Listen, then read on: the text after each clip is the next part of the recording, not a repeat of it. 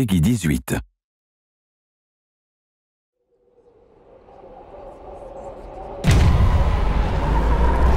I'm the creative director for Dead Space 3. And I'm the senior audio artist on Dead Space 3. We're going to take a look at our current single-player demo. Isaac! Carver, goddammit, give me a hand here! As the demo begins, Isaac Clarke finds himself on a ship called the Eudora, which happens to belong to this guy here who he's handing a welding torch to. The ship has just been nearly obliterated by an attack, and now they're trying to make their way off the ship. Carver, where can I find an EVA suit? Down that way!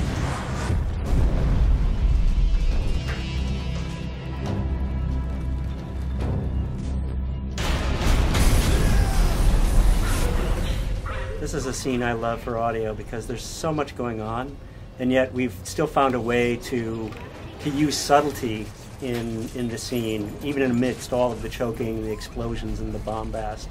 There are like shards of glass floating around like a cloud in the environment that signal to the player that, you know, you have to go this way, and yet it's very dangerous to go this way.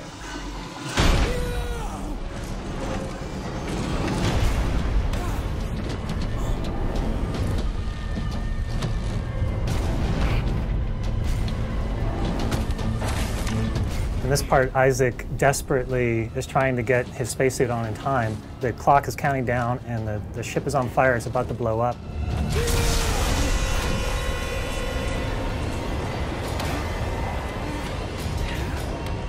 He gets the cabinet open and his helmet goes flying out into outer space. So he knows he only has a minute or something before he's going to suffocate, and he launches himself into space after that helmet, which is his lifeline. And he gets it just in the nick of time as he finds himself in the middle of the Eudora as it's flying to pieces. Guys, okay, I see it. Listen, find something to hang on to.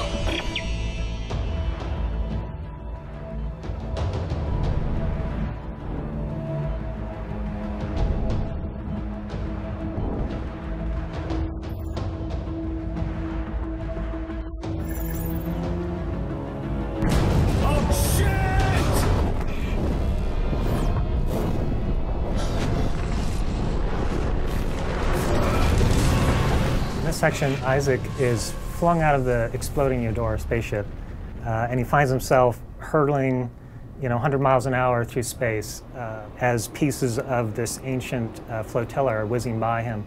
And what this did is it gave us a really excellent opportunity for introducing the next setting for Isaac in the game, which is this derelict flotilla lost a long time ago in outer space. You've got Isaac, this little insignificant guy, flying through massive pieces of ship that are just tumbling left and right. We wanted to create an intense feeling of chaos for the player, so they just can almost not comprehend how much stuff is going on around them. And they're freaking out about which way they have to go, left or right, and as they're going, they're just seeing pieces of ancient history tumbling by. And very much so is kind of like the evolution of the Halo jump that we did in Dead Space 2 as well. I mean, sonically and gameplay-wise, there's so much going on.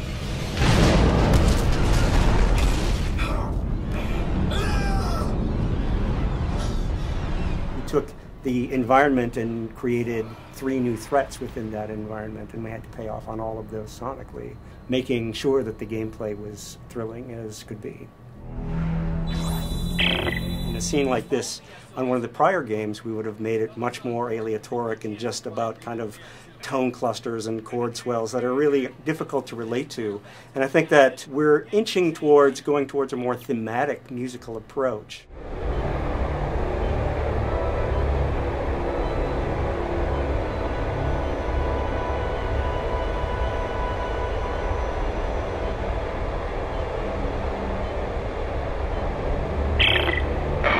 Looks like the power's out everywhere. There's no way to activate the cargo doors. What about that door? It's got a manual crank. No, that's right. I'll see if I can get inside. In this section, Isaac is separated from the rest of his crew. He's run out of options. He had previously just been flying through space, and now the only thing left for him is to go into this derelict ship. It's his only hope of oxygen and some parts that he can scavenge and upgrade his equipment and somehow survive this event that's happened to him. Looks like I'm the first person to come through here in a long time. There's Central air. Tastes like dirt.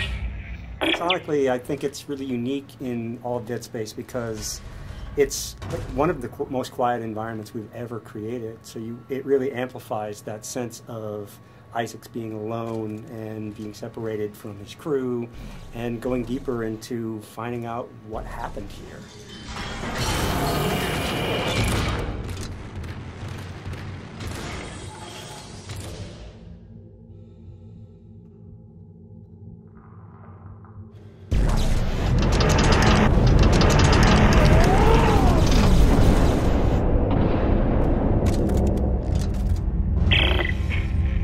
Hard to breathe, sir. How much longer? Yeah, we're working as fast as we can. I don't know, Mark's really pale, sir. I can't stop the bleeding. Shit. Hey, Isaac, okay, meet me at the door. I can let you in from this side. Right there, now get in here. Give me a hand. Aye, aye, Captain. Hey, don't get cute.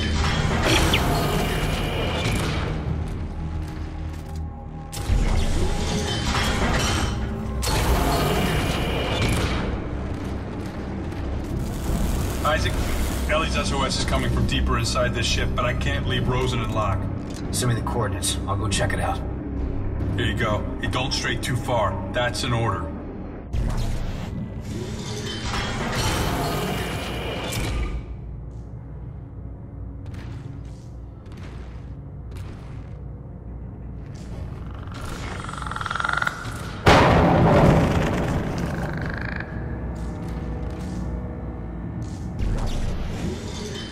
This is my favorite moment right here.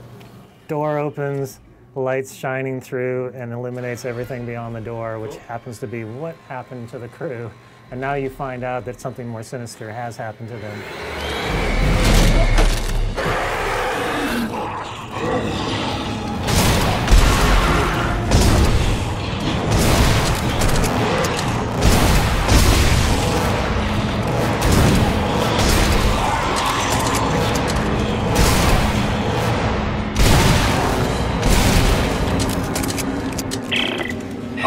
Holy shit! What? What is it? What's going on? I just got jumped by what's left of the crew. What? No one could have survived out here for that long. They didn't survive. They got turned into those things. What? Okay, what do we do? You keep your weapon ready, and you stay the hell away from the ventilation ducts. If they get close, shoot for the limbs. You got that? I said you got that! Yeah, okay. One thing that I think is really interesting about the Necromorphs this time out is that they've been made out of these 200-year-old mummified corpses. So as you're going through the ship, you find these kind of crusty, crackling, strange aberrations that have been turned into necromorphs from a long, long time ago. It's just a really interesting way to see what the necromorph infection would do to a mummy.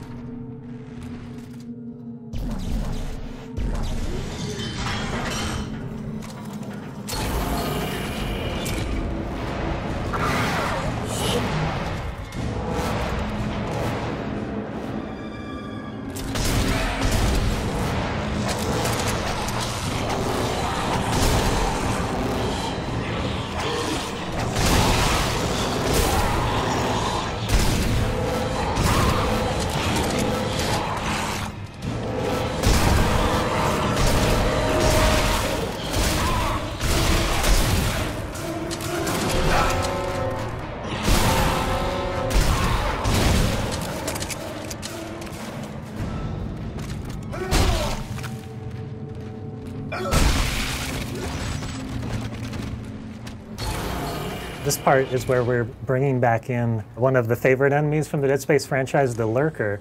But in Dead Space 3, it was important to reimagine them into something different. So what we did is we made it based off of a dog rather than a child, what the original one was. And the reasoning behind that is that this government whose flotilla that you're exploring, they just so happen to have needed dogs as part of the effort to find things on the planet that they were looking for. Similar to what you would do with earthquake victims, where you'd have dogs that would go out and search for things because they get a scent. These dogs just happen to have been turned into necromorphs, and now we get to see what happens when an animal gets turned into something necromorphic rather than a human.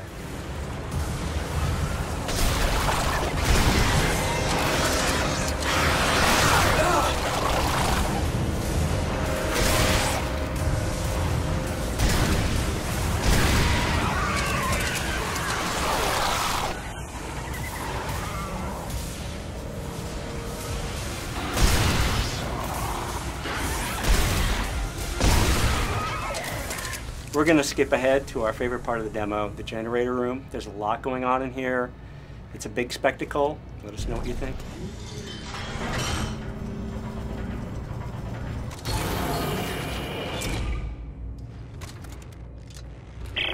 Norton, you there?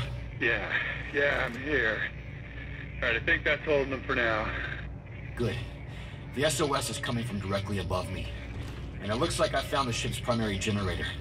If I can get power going, it should unlock the crossover for you. All right, what about you? There's an elevator here that goes straight up the spire. I'll meet you at Ellie's coordinates.